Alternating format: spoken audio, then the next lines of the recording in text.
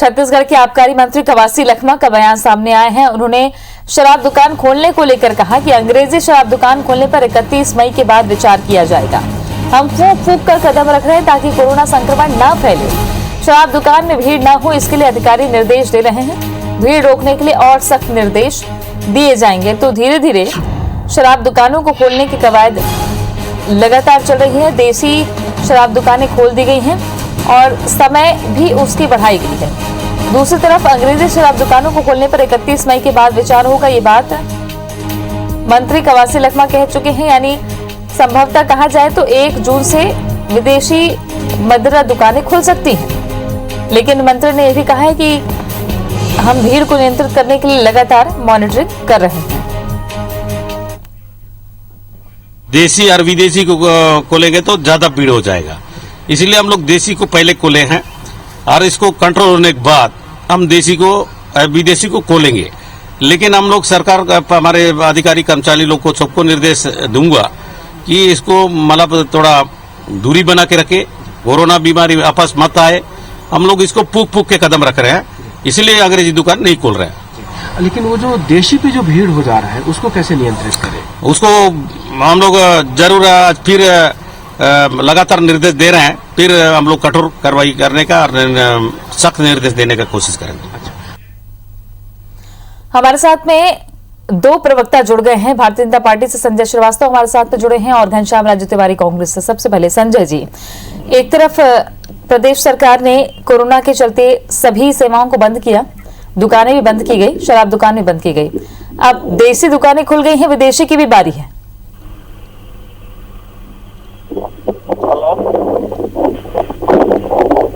संजय जी, आवाज आ रही है आपको मेरी?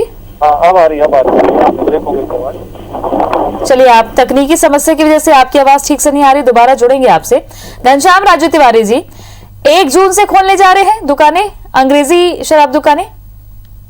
कवासी लखमा जी प्रदेश के जिम्मेदार मंत्री हैं अपने विभाग के। प्रदेश जिस प्रकार से कोरोना की दूसरी मार से उबर रहा है और आम जनजीवन निश्चित ही कहीं न कहीं सामान्य की स्थिति की ओर है, सारे व्यापार और व्यवसायियों को दुकान खोलने की अनेक जिलों में छूट मिली है।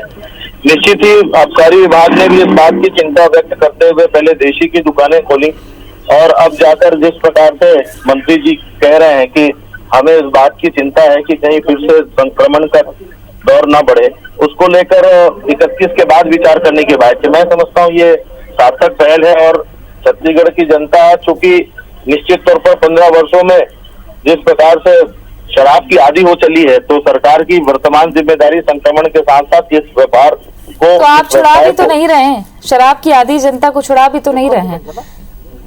नहीं तृप्ति जी, देखिए छुड़ाने का विषय तो ऐसा है कि उसके लिए ऑलरेडी एक कमेटी गठित की है, अनेक शराब की दुकानें बंद की गई हैं और कमेटी के माध्यम से जो अन्य राज्यों में जाकर जहां भी शराबबंदी हुई है उसकी समीक्षा कर रही है। तो लगता है आने वाले समय में, क्योंकि ये हमारा वादा भी है शराबबंदी का, इस ओर हम प्रयास कर रहे हैं और आगे निश्चित ही सार्थक निर्णय निकलेंगे। ये सार्थक पहल बताई जा रही है कांग्रेस की तरफ से। संजय श्रीवास्तव जी, क्या कहेंगे? विदेशी मदिरा दुकानें भी 31 मई के बाद खोलने पर विचार हो सकता है? देखिए, ये अनुभव में आया है 2.5 वर्षों के अंदर में कि जिस तरीके से शराब प्रेमियों को शराब का नशा रहता है, उसी तरीके से सरकार को शराब बेचने का नशा है। ये शराब बेचने के लिए किसी भी प्रकार का बहाना बना सकते हैं। पूरे लॉकडाउन के अंदर में जिस तरीके से होम डिलीवरी का बहाना बनाकर फिर ओटीपी के माध्यम से ये लॉकडाउन के पहले ही फिजिकल तौर पर ये शराब बेचना प्रारंभ कर दिए थे। ये शराब क्या देशी विदेशी क्या, ये तो हर एक चीज वो जो जिसमें नशा आता है वो नशा बेचने के लिए सरकार तैयार है।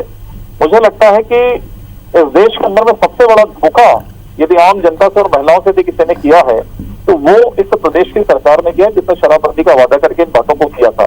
लेकिन हम समझ गए हैं कि ये सरकार शराब को बंद नहीं कर सकती, लेकिन कम से कम इनसे ये निवेदन है कि कोरोना के समय लोगों की जान का संकट है, अभी तो कम से कम एक व्यवहारिक निर्णय ले। ये तो चर्चा नहीं कर रहे हैं, ये तो तय है, समझ लीजिए कि 31 तारीख को खुलना है। मैं चुनौती देता हूँ, 31 का 1 नहीं होगा, ये 1 तारीख को खोल देंगे दुकान। ये तो केवल एक बहाना है, इसलिए इनको केवल स्वीकार करने में दिक्कत होती है। बाकी हर वो काम जो शराब से संबंधित, नशे से संबंधित है, ये सरकार करेगी, इसमें कहीं वो नहीं है।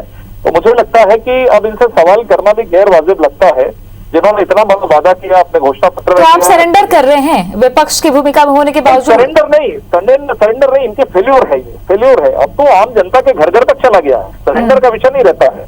अब तो घर घर तक चला गया है। 2.5 वर्षों में लोगों ने पहचान लिया, महिलाओं ने पहचान लिया है। शराबबंदी का वादा, गंगाजल पे वादा, राजीव भवन के अंदर में बैठ के वो दृश्य, वो फोटोज आज भी मेरे पास में है। मुझे लगता है कि जो लोग अब सरकार का दुरुपयोग करके कि हमको देखना ही, हमको ये मतलब नहीं है कि कोरोना से कौन मर रहा है, शराब से कौन नहीं मर रहा है, ये चीजें हैं। ये सरकार, मुझे लगता है कि शराब के नाम पर ये सरकार उस पर ही डिपेंड है। और दूसरा विषय ये है कि कोरोना काल के समय, लॉकडाउन के समय अवैध शराबों का जखीरा भी यहाँ सबसे ज्यादा पकड़ाया गया।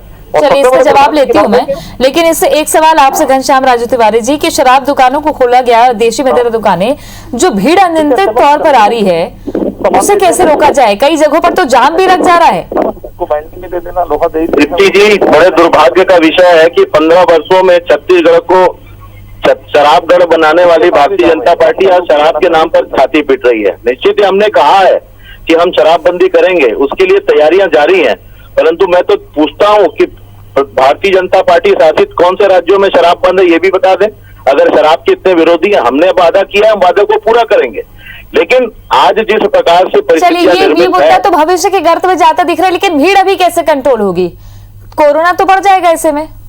तृप्ति जी, निश्चित ही विभाग के अधिकारियों को इस बात के लिए ताकीद की गई है कि वो इस बात का ध्यान रखें कि वहां पर भीड़ एकत्रित न हो, सोशल डिस्टेंसिंग का पालन हो। सरकार जिम्मेदार है, जिम्मेदारी पूर्वक काम कर रहे हैं। लेकिन जिन्होंने छत्तीसगढ़ को शराब के गर्त में ढकेला, उन 15 वर्षों की समस्या को दूर करने में हमें समय तो लगेगा।